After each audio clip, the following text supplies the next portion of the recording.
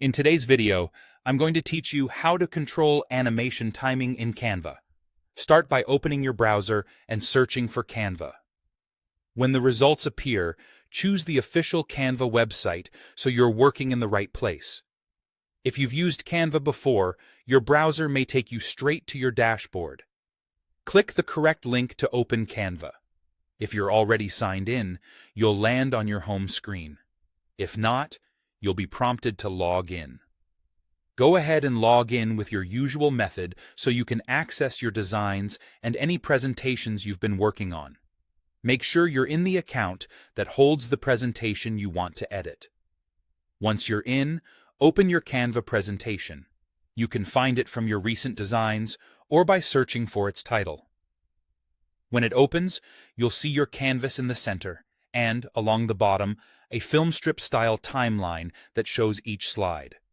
Click on the slide you want to adjust in the timeline at the bottom. This tells Canva which slide's timing you want to control. You'll notice the selected slide is highlighted and its contents are displayed on the main canvas. Next, look at the top toolbar and click the clock icon labeled Edit Timing. This controls how long the slide stays on screen during playback or export. In the timing panel, you can drag the slider to set the duration or type an exact number of seconds if you want precise control.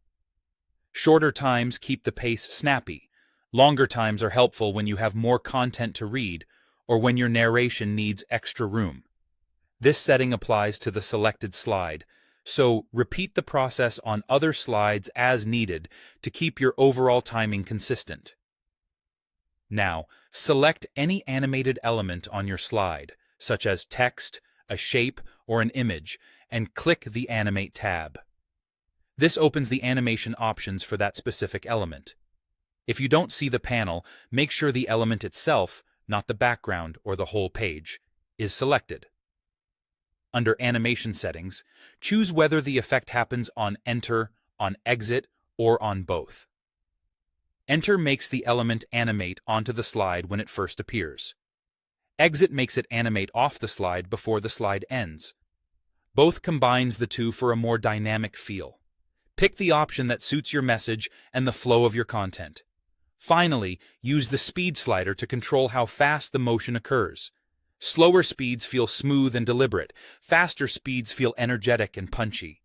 Remember, element speed affects the motion of that animation, while the slide timing controls how long the slide remains visible overall. Adjust both until your pacing feels just right.